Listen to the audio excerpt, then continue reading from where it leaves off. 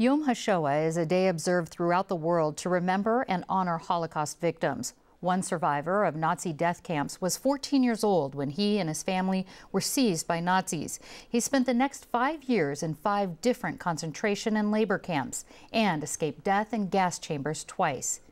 89-year-old Lou Dunst, it's my honor to welcome you. Thank you. And I'd also like to welcome Heather Wolfson with the Jewish Federation of San Diego County. Welcome to you as well. Thank you. Now, Lou, where were you in these gas chambers? And if you wouldn't mind, would you describe what it was like inside? Well, in Auschwitz, our group did not get to it because we were going to the gas chambers. Something happened, we never did get to the gas chambers in Auschwitz. They sent us to Mauthausen to be gassed, and we were in the gas chamber there, and nothing happened. We were falling down to the floor because we didn't have enough air to breathe, and all of a sudden they took us out of there, and they sent us to Ebensee. We got number 68122. Is my number. I donated that to the Holocaust Museum in Washington, D.C., and he sent us to a place where we were going to vanish without any cost to the Third Reich. We wound up in the boxcars. That was my number 4 trip in the boxcars, and we were working in Ebensee underground to make missiles to go to Washington, D.C. and New York City. The historians are quoting it as the worst camp, one among the worst camps, and it was bad. Starvation was so bad that we turned to cannibalism. There was cannibalism in that camp. Now, you said you survived the gas chamber trips because they took you out because they didn't want to spend the fuel or the gas? Apparently they didn't have it. It was not, they didn't have any longer, it didn't have any more gas. Cyclone B. Getting back to the camp, both camps actually, was your family there with you? You were just 14 years old when you were first taken. We were all together until Auschwitz. In Auschwitz we were separated. You go here, you go there. That my mother had to go this way, and my sister. That was the last time I saw my mother.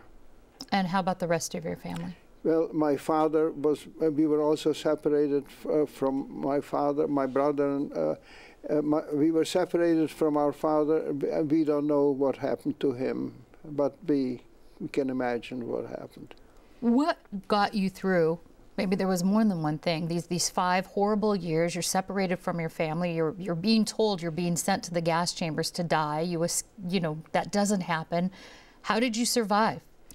Hope and faith in God, and I bargained with God. That's why I named my book My Bargain with God. And I did bargain with God constantly because there was no one else that I could talk to.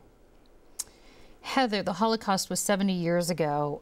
Why is it important to hear personal stories like Lou's? We never want to forget, and we also never want it to happen again.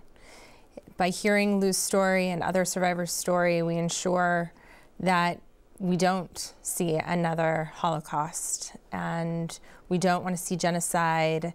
And in a world today with lots of anti-Semitism and genocide taking place, remembering the Holocaust and telling this story will ensure that we try to not see this happen again.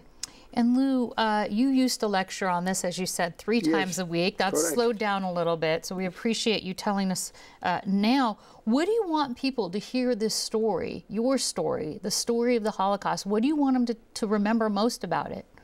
I want them to remember, we Jewish people remember things, what happened to us back in Egypt thousands of years ago. This is why we are still here, and we will be here. Is there anything that you want to tell people, maybe that they see the suffering of other people throughout the world today, whomever they are, they see atrocities happening to others. For somebody who's survived that, what do you want to tell them? Wherever we see people that are struggling and are in trouble, we need to help them. Wherever they are or who they are, we need to help people that need to be helped. Are you angry about what happened? There is no anger in my body at all. How come? Because if I would carry my anger in my heart, I would die from being angry, so I cannot be angry. All right, Holocaust survivor. And I don't hate anybody. I have no hatred to anybody. That's something to learn from that. Lou Dunst and Heather Wolfson, thank you so much.